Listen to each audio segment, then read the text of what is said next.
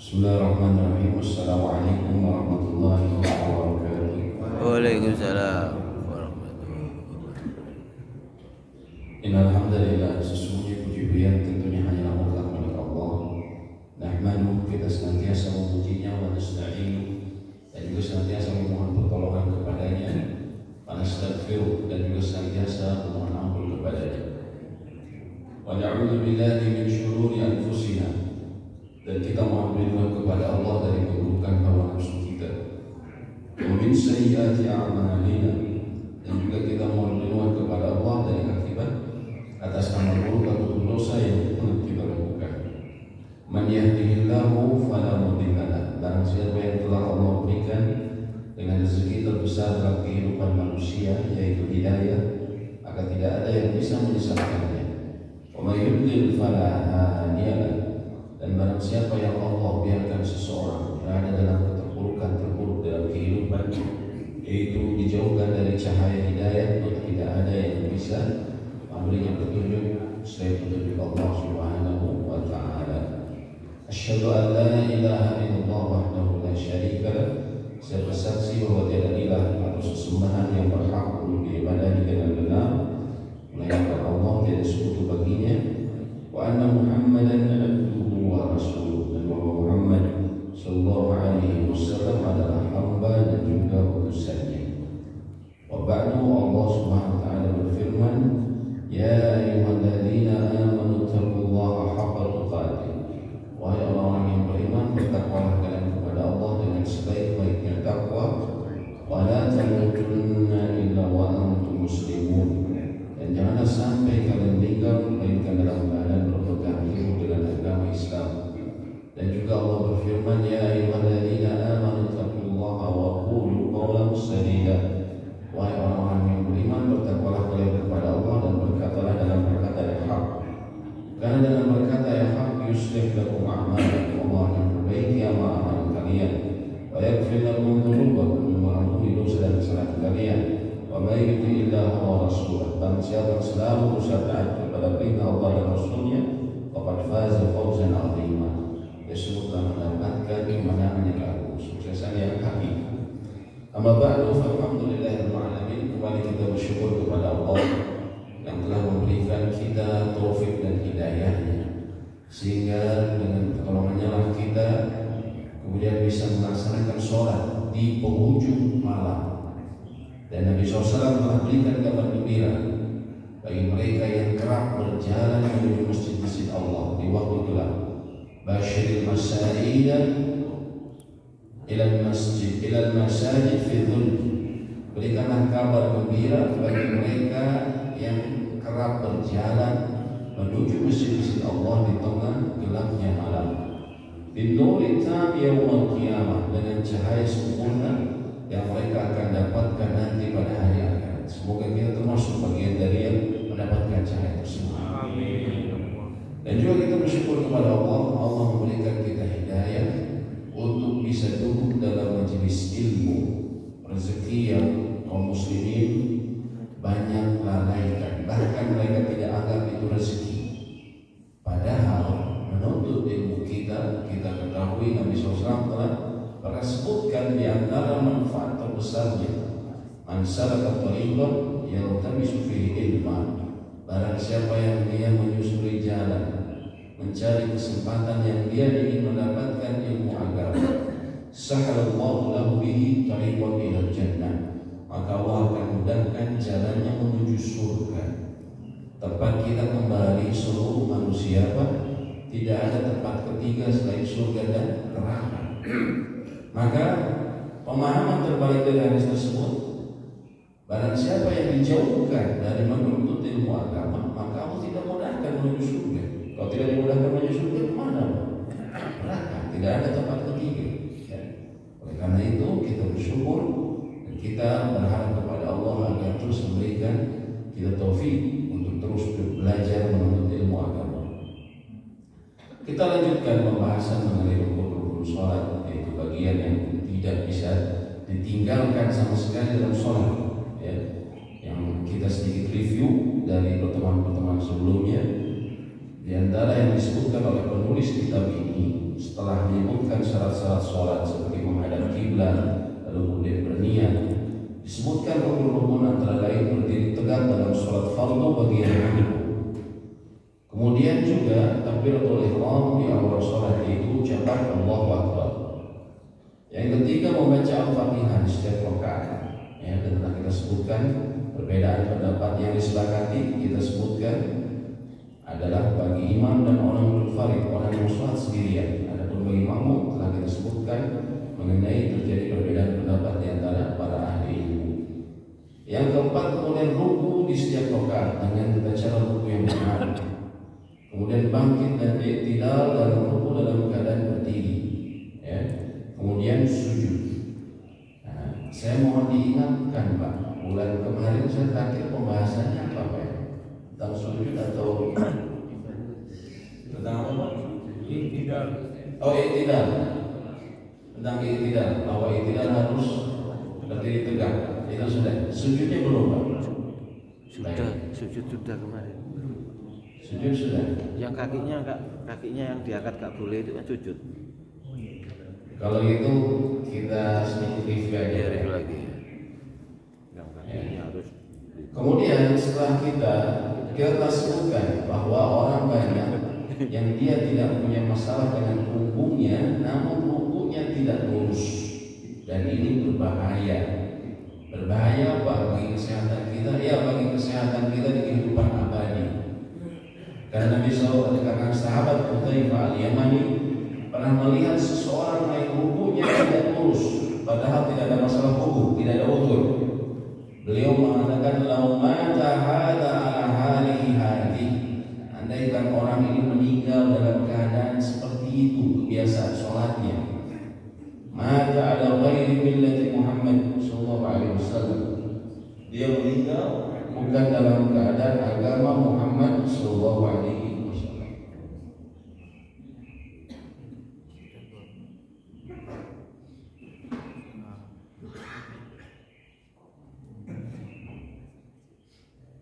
Dia meninggal bukan dalam keadaan agama Muhammad sallallahu alaihi wasallam. Kemudian berikutnya adalah i'tidal adalah rukun. Jadi bukan sekedar basa-basi, mohon maaf. Orang terkadang setelah ruku ada yang menganggap hanya basa-basi saja, jadi Allahu Akbar langsung turun, gitu kan? Atau kadang dia kalau sholat berjamaah menunggu imam Allah sami Allah imam Allahu Akbar langsung dia turun. Jadi dia belum meluruskan. Harusnya dia meluruskan terlebih dahulu. Sami Allah liman hamidah. Dia tumakninah ini minimal dia tenang dengan membaca bacaan yang disyariatkan pada gerakan tersebut. Sami Allah liman hamidah. Rabbana walakal hamd. Dalam keadaan tenang, dia luruskan punggungnya. Ya. Kalau tadi cuma seperti ini saja, maka tidak sah. Tidak sah. Sedangkan ini rukun. Kalau dia tidak kerjakan, maka sholatnya tidak sah. Kemudian kita sujud, ya. Mengenai sujud ini, ya, seringkali dipertanyakan mana yang turun duluan, tangan atau lutut duluan, kepala duluan. Ada yang bagian belakang kepala duluan, beda mata, badan sendiri, baru. Manakah yang ini apa yang kemudian disunahkan? Jawabannya ini ulama berbeda pendapat, namun berbeda pendapatnya ceritanya dalam masalah afdoliyah, mana yang lebih afdol. Kata Imam Malik, dalam hadis Imam Malik yang afdol adalah tangan terlebih dahulu, dan ini diikuti antara lain oleh sejumlah ulama-ulama kontemporer seperti Syekh Al-Albani dalam kitab Sifat Salat Nabi Sallallahu Alaihi Wasallam. Mazhab yang lain yaitu mazhab jumhur, mereka mengatakan lutut terlebih dahulu yang afdol, lutut terlebih dahulu, ya. Dan masing-masing memang ada riwayatnya, ada hadisnya. Secara ringkas saya sebutkan seperti itu saja. Lalu kemudian di antara hadis-hadis juga menyebutkan jangan seperti unta. Hanya saja para ulama juga berbeda pendapat seperti unta itu yang depan duluan atau belakang duluan. Ya. Namun intinya ini masalah afdholiyah.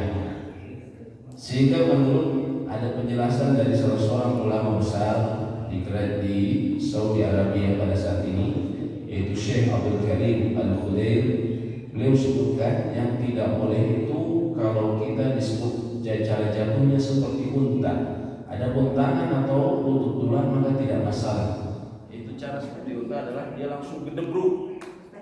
Jadi mau dia pakai ini ataupun dia pakai ini, yang nggak boleh itu seperti itu, langsung digebrukkan. Yang disebut seperti unta, maksudnya kata saya Abdul Karim Al-Khudair adalah kita langsung menggebrukkan. Kan kalau kita pakai lantai kayu biasanya kedengeran Pak, orang kadang suka buk gitu kan. Apalagi mohon maaf kalau yang gemuk biasanya kedengeran. Ataupun dia pakai tangan cuma langsung dia gebrukkan.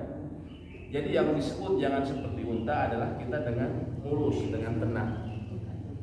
Mau ini keluar ataupun mau tangan terlebih dahulu. Kalau menurut jumhur memang yang utama adalah lutut terlebih dahulu.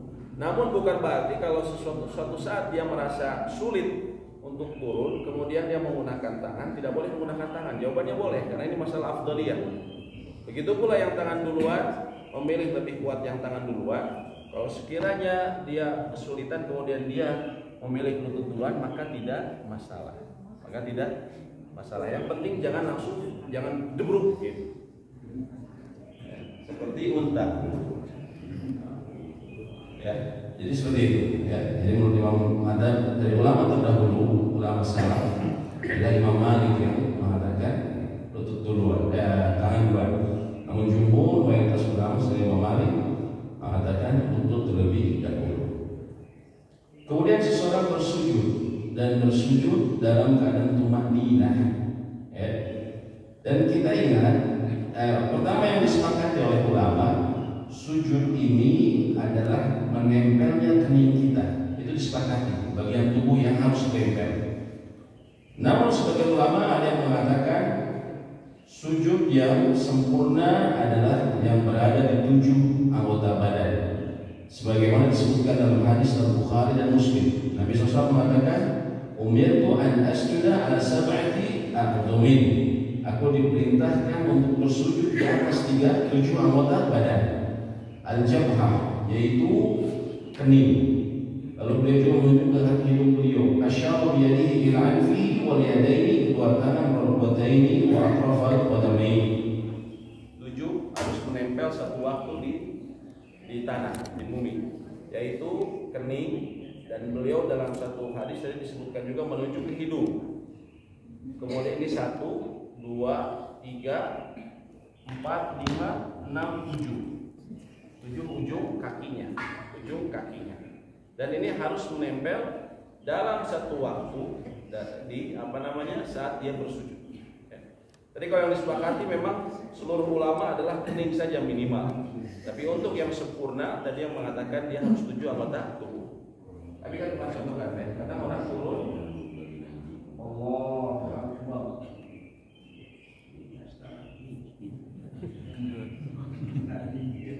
ini berapa Pak? 6.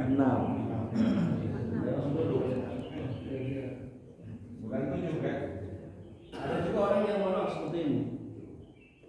Iya betul, ada juga itu. Nah ini menurut sebagian ulama tidak sah sujudnya. 5 ya. Dia tidak sah.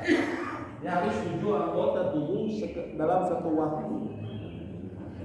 Walaupun misalnya dia tadi gatal tidak masalah, tapi ada satu waktu semuanya bersamaan menempel. Dan dalam sujud ini disunahkan seseorang meletakkan posisi tangannya, terkadang Nabi SAW meletakkannya di samping bahunya, terkadang Nabi SAW di samping telinganya. Jadi menempatkan kepala di antara kedua tangannya, kata para sahabat. Terkadang di samping telinga, terkadang di samping bahu beliau. Dan disunahkan kita untuk menjauhkan antara lambung kita dengan paha kita. Jadi ditegakkan. Kita tegakkan seperti ini. kita tegakkan ya. Kita tegakkan ini kita. Orang ada yang begini, ini hukumnya makruh. Yang menempelkan lambung dengan pahanya. Ada juga yang berlebihan. Yang tepat ya sedang saja, yang penting dia jauhkan ini tegak, pahanya tegak. Dan dia tidak boleh seperti ini. Dia menghamparkan tangannya karena ini seperti kata Nabi SAW menyerupai binatang, ya, menyerupai anjing seperti ini. Adapun posisi kaki paha ini disunahkan dilebarkan. Ini bukan seperti ini, tapi dilebarkan. Nah dari sini kemudian terjadi perbedaan pendapat. Apakah yang belakang dirapatkan atau dilebarkan? Ya. Mereka yang mengatakan dilebarkan ada dalam mazhab Imam Syafi'i dan yang lainnya, karena disunahkan pahanya dilebarkan sehingga artinya ke belakang juga ikut lebar, gitu kan? Adapun yang mengatakan dirapatkan, terdapat hadis yang menyebutkan bahwa Nabi SAW pernah Beliau sholat malam, lalu kemudian Aisyah waktu itu mendapati kakinya karena kamar Nabi SAW sempit. Nabi SAW kemudian kaki belakangnya dipegang oleh Aisyah oleh satu tangan. Nah dari situ para ulama menganggap kalau kedua kaki Nabi SAW dipegang oleh satu tangan, artinya kakinya rapat. Kan nggak mungkin kalau misalnya kakinya jauhan dipegang sama satu tangan, gitu kan? Nah sehingga ditafsirkan ini rapat. Nah di sini kemudian terjadi perbedaan pandangan, apakah dilebarkan ataukah dirapatkan. Nah namun ini semua tidak masalah karena ini afdholiyah, bukan masalah sah atau tidak. Ya. Kalau saya sebelum pribadi memang merapatkan, namun dalam masalah ini adalah masalah yang tentang afdholiyah, bukan masalah sah atau tidak.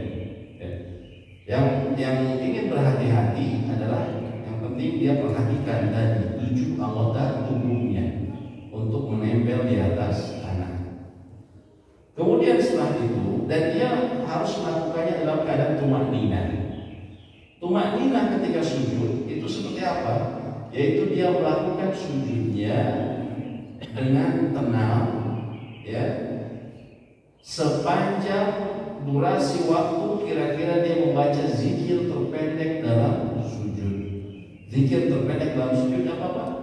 Subhanallahil a'la. Minimal dia dalam sujud menempelkan 7 anggota badannya membaca atau sepanjang membaca Subhanallahil a'la dalam keadaan itu, ya, bukan dalam keadaan bergerak. Kemudian, ya, rukun berikutnya adalah bangkit dari sujud dan duduk di antara 2 sujud. Duduk di antara 2 sujud ini merupakan rukun juga, ya. Kemudian disebutkan tumaninah di semua rukun, tenang, ya, yaitu seukuran bacaan yang wajib tadi yang kami sebutkan. Yang disebut tumaninah seukuran bacaan yang wajib di setiap rukun, ya. Jadi ketika seseorang tadi bersujud, berapa lama dia harus menempelkan 7 anggota tubuhnya?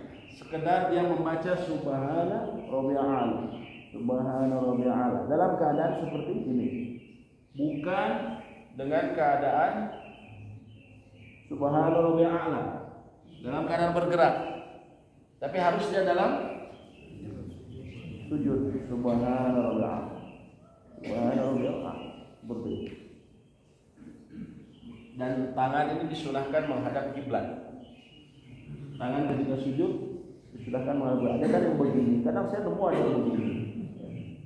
Tapi ini disunahkan menghadap kiblat. Kalau kita sholat sendiri disunahkan dilebarkan, namun kalau berjamaah kita tentunya sesuaikan. Ya, sesuaikan. Nah, jadi yang penting dia menempelkan 7 anggota tubuh sembari membaca zikir terpendek Subhanallah. Kemudian dia duduk. Dan ini adalah rukun, tidak boleh ditinggalkan.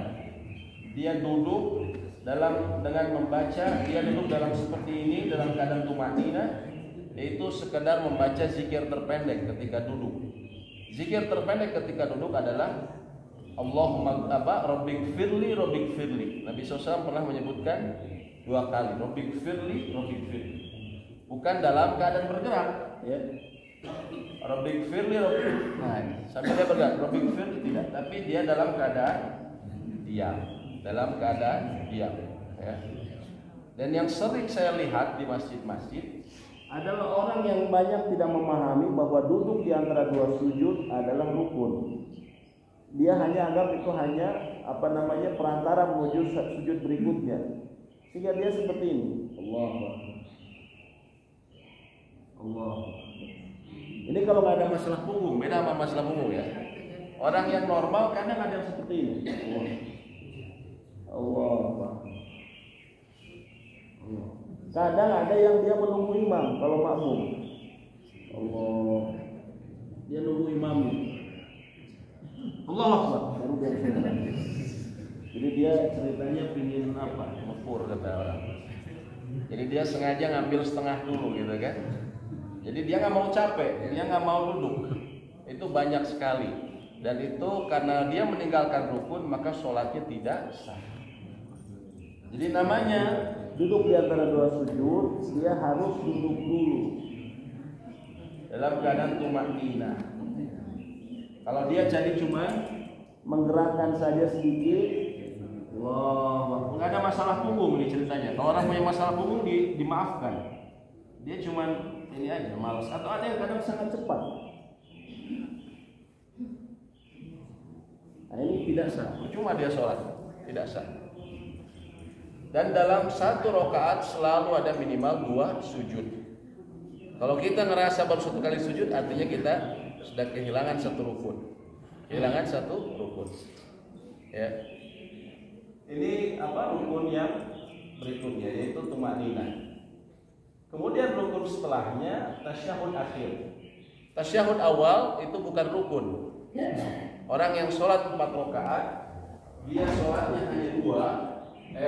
Sholat 4 rakaat, di rakaat kedua dia duduk untuk tasyahud awal. Kalau lupa maka dia nanti bisa ganti dengan sujud sahwi. Tapi kalau tasyahud akhir dia merupakan rukun. Ya. Tasyahud ini adalah bacaan kita, at-tahiyatul mubarakah, shalawatut thayyibatul lillah. Di antaranya seperti itu. Disebut tasyahud karena di akhirnya ada asyhadu an la ilaha illallah. Jadi ada kata asyhadu, tasyahud. Ya, ini ucapannya, bacaannya. Kemudian rukun berikutnya adalah duduknya. Jadi harus dalam keadaan duduk. Dan duduknya ini adalah rukun. Namun cara duduknya ini ada yang kemudian misalnya umumnya ulama kalau di akhir tawarruk. Ada juga yang iftirash. Cara duduknya ini misalnya dia duduk 4 rakaat umumnya tawarruk. Namun ini semua adalah sunnah. Sehingga kalau seseorang tidak bisa tawarruk maka dia bisa iftirash. Tasyahud akhir. Ketika tasyahud akhir, seseorang yang sholat 4 rakaat dalam mazhab Imam Syafi'i dan Imam Ahmad bin Hanbal disunahkan duduknya tawarruk seperti ini. Disunahkan. Adapun tadi bacaannya at-tahiyatul itu merupakan rukun, tidak boleh ditinggalkan. Ya, tidak boleh ditinggalkan. Adapun kemudian rukun berikutnya duduk. Adapun cara duduknya tadi kita sebutkan. Ini adalah sunnah. Sehingga ketika seseorang sholat 4 rakaat seperti Isya misalnya, namun karena tempatnya sempit, contohnya di Masjidil Haram ketika sangat padat, kemudian bapak duduknya seperti ini, maka ini tidak masalah. Karena ini hanya dalam ini adalah duduknya. Adapun ini masalah afdhaliyah, sunnahnya dari awal. Ya. Jadi kalau bisa begini, ya ini yang lebih afdal dalam mazhab Imam Syafi'i dan Imam Ahmad dalam sholat yang 4 rakaat. Ya. Kemudian juga kalau tidak bisa bapak bisa seperti ini. Juga disebutkan di antara bentuk tawarruk ada yang seperti ini, juga diperbolehkan dia menaruh kakinya di atas. Mungkin karena ada suatu kondisi sehingga kakinya tidak bisa di bawah, ya, maka dia bisa menaruh juga di atas. Ya. Bagaimana kalau posisi yang berikutnya, kalau kita ada masalah kaki sehingga tidak bisa tawarruk secara sempurna, tidak bisa seperti ini, maka kita biarkan begini saja, apakah boleh? Tidak masalah. Yang penting apa? Duduknya. Duduknya ini adalah rukun. Duduknya ini adalah rukun. Ya. Kemudian rukun berikutnya yang tidak boleh ditinggalkan adalah salam. Salam menurut mazhab Imam Asy-Syafi'i, ya, dan juga menurut mazhab Imam Ahmad bin Hanbal, dia 2 kali. Assalamualaikum. Mau assalamualaikum sekali atau assalamualaikum warahmatullahi, tidak masalah. Yang penting gerakannya 2 kali, kanan dan juga kiri. Tapi menurut jumhur minimal adalah sekali. Assalamualaikum. Maka itu sudah bisa menutup sholat dia menurut mazhab jumhur. Sehingga Bapak menurut mazhab jumhur, kalau Bapak anggaplah dikejar waktu, lagi ngejar waktu kereta, Bapak bilang assalamualaikum, Bapak langsung bangkit, itu sah sholatnya. Lalu cek mazhab jumhur. Kalau ada yang bisa memahami, dia 2 kali. Kalau jumhur tadi cukup sekali. Ya. Dan salam ini dia bisa ucapkan assalamualaikum, bisa juga lengkap assalamualaikum warahmatullahi, bisa assalamualaikum warahmatullahi wabarakatuh. Ya. Dan Nabi SAW disebutkan beliau terlihat pipinya ketika salam, assalamualaikum. Terkadang orang ada yang berlebihan, dia lihat ke belakang, assalamualaikum. Ini kayak nyari orang, Pak, ya. Bisa ayat kan? Ini cukup perlihatkan pipinya saja. Assalamualaikum. Assalamualaikum. Tidak perlu dia tadi sampai ke belakang begitu. Kadang yang di belakang jadi GR ya tuh ya. Nah, seperti itu. Dan ada beberapa hal yang saya ingatkan kalau dalam sholat berjamaah. Dalam sholat berjamaah, ya, tentunya kita mengikuti imam. Ada 2 gerakan dalam sholat berjamaah. Kalau kita mendahului imam, maka dia membatalkan sholat kita. Yang pertama adalah takbiratul ihram. Yang kedua adalah bila kita mendahului imam dalam salam. Kalau imam belum salam, kita sengaja mengucapkan salam terlebih dahulu, ya, maka membatalkan sholat kita. Bukan sholat berjamaah, pokoknya batalnya sholat. Ya. Karena itu yang satu pembuka, yang satu penutup sholat. Sehingga ketika dia mendahului imam, maka membatalkan sholatnya. Ya. Lalu bagaimana dengan orang yang tidak sengaja? Kalau dia tidak sengaja, dia mungkin lagi banyak pikiran, ternyata imam udah salam, imam belum salam, dia salam duluan, assalamualaikum. Pas dia lihat, wah imam belum sholat, dia belum salam. Ya, apa yang harus dia lakukan? Kata para ulama, dia harus berniat kembali masuk ke sholatnya dan dia mengikuti imam. Kalau dia tidak sengaja, dia masuk lagi ke sholatnya dan kemudian dia mengikuti imam. Ya. Bagaimana kalau misalnya dalam keadaan darurat? Ketika kita tasyahud akhir, kita merasa tidak enak perut. Dan saya tahu ini imam ini kalau imamin tasyahudnya pasti lama. Ya. Dan saya sudah berbuat, perut saya sudah sakit, ya. Sudah mohon maaf ada yang mau keluar. Kalau saya tahan lebih lama lagi, ini masjid bisa heboh. Maka apa yang dia lakukan? Bolehkah dia membatalkan? Jawabannya dalam kondisi darurat seperti itu, dia boleh mufarraqah. Dia niat, kemudian sholat sendiri, lalu dia salam duluan, assalamualaikum, assalamualaikum, lalu kemudian dia bangkit duluan. Kalau ada apa? Keadaan darurat. Tanpa keadaan darurat tidak boleh. Kalau dalam keadaan darurat boleh. Berdasarkan kaidah, ad-daruratu tubihul mahdurat. Keadaan darurat itu memperbolehkan Dan kalau dalam sholat berjamaah, kalau kita masuk, maka kita perhatikan terlebih dahulu. Kalau imamnya dia salam sekali, assalamualaikum, nah, udah selesai, ternyata dia cuma sekali saja karena buru-buru. Kita setelah assalamualaikum sekali, kita udah bisa bangkit. Tapi kalau imamnya dua kali, dan umumnya di Indonesia dua kali, assalamualaikum warahmatullahi, assalamualaikum warahmatullahi, maka dia ikuti dulu sampai imamnya selesai, baru dia bangkit. Karena menurut Imam Nawawi, kalau dia berdiri ketika imam sudah mau mengucapkan assalamualaikum ke kiri, maka itu membatalkan sholat dia, karena dia dianggap mendahului imam. Jadi banyak kita sholat masbuk kadang baru sekali assalamualaikum baru sudah bangkit. Ya, orang yang sholat di belakang kita misalnya ketinggalan atau di samping kita, atau bahkan kita sendiri baru assalamualaikum langsung bangkit. Tenang dulu Pak, tunggu dulu. Assalamualaikum warahmatullahi wabarakatuh. Assalamualaikum baru bangkit. Ya, kalau Imam Syafi'i kalau dia bangkit ketika tadi baru sekali, kalau sedangkan imamnya takbirnya dua kali, salamnya dua kali, maka dia membatalkan sholatnya. Dia membatalkan sholatnya. Ya. Kemudian ya, yang berikutnya adalah tertib dalam melakukan rukun secara berurutan, Ya. Bagaimana dengan sholawat? Apakah setelah